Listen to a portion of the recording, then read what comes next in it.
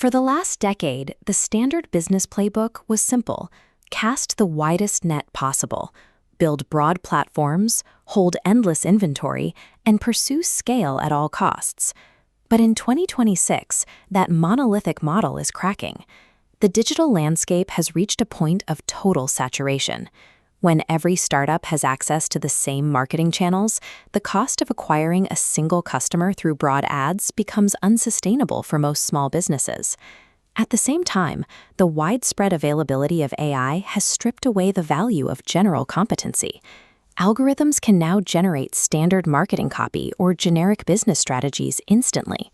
If a business only offers broad, average solutions, it is competing against a tool that is essentially free. Profitable founders are responding by narrowing their focus.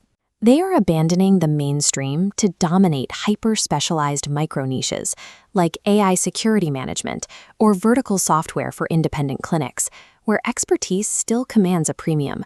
Success in this new landscape requires mastering 3 specific shifts where depth and specialized knowledge have become more valuable than sheer volume.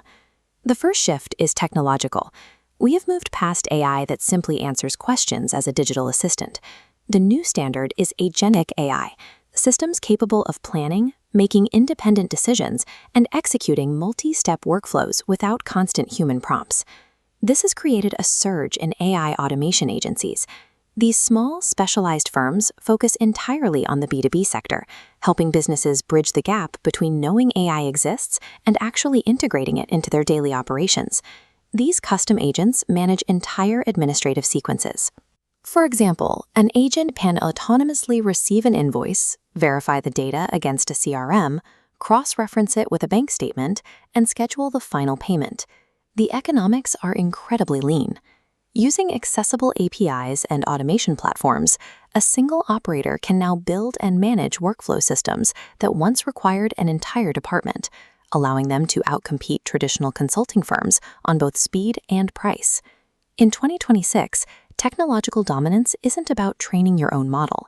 It is about deploying these autonomous agents to solve hyper-specific inefficiencies inside a company's backend. The second shift is in physical commerce. Sustainability is no longer a marketing tagline. It is a profitable operational infrastructure. Rising costs and supply chain gaps have pushed businesses toward models prioritizing the long-term value of materials. This is the circular economy. Instead of the linear buy and throw away model, businesses are pivoting toward product as a service, rental platforms, and reverse logistics systems that keep products in use for as long as possible. We can see this shift in product design. This hardware is modular, with distinct, accessible components users can repair individually. This modularity makes repair and resale financially viable, allowing manufacturers to generate revenue from the same physical asset multiple times. Retail is physically changing to support this. We see storefronts transitioning from simple points of sale to dedicated hubs for asset maintenance and community repair, keeping products in circulation locally. There is a clear financial trajectory for these models. They often struggle initially to compete with cheap, linear alternatives, but eventually reach a transformation point. Here, surrounding infrastructure and consumer habits have adapted, making circularity a stable, competitive option. This shift is significant across industrial sectors. By 2021, the remanufacturing market in aerospace alone was estimated at over 16 billion euros. As these systems scale, the traditional make, take, dispose cycle loses its cost advantage to systems that extract recurring value from the same materials. The third shift is cultural. Consumers in 2026 are facing deep digital fatigue and eco-anxiety. When global environmental headlines feel overwhelming, people seek a sense of agency through tangible, local action, driving a demand to disconnect from screens and engage with the physical world. Retailers are responding with phygital experiences. This involves short-term, hyper-local pop-up shops using digital tools for logistics, but focusing their physical presence on community building and local relevance. These temporary spaces provide the tactile engagement that e-commerce lacks.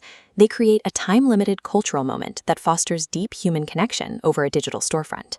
This trend extends into wellness, where wellness tourism will reach $1.1 trillion by 2026. Nearly half of that growth is driven by a need for mental fitness. leading to a rise in digital detox retreats and longevity clinics designed to help people disconnect and focus on cellular health. In an era where digital content is infinite and cheap, authentic physical experiences that prioritize community and well-being have become a primary driver of consumer loyalty. When you synthesize these shifts, you see the blueprint for a resilient 2026 business. It is lean, hyper-targeted, and designed to solve a deep problem for a specific audience. The back end is powered by agentic AI.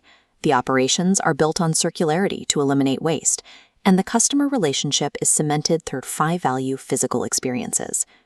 This creates a paradox.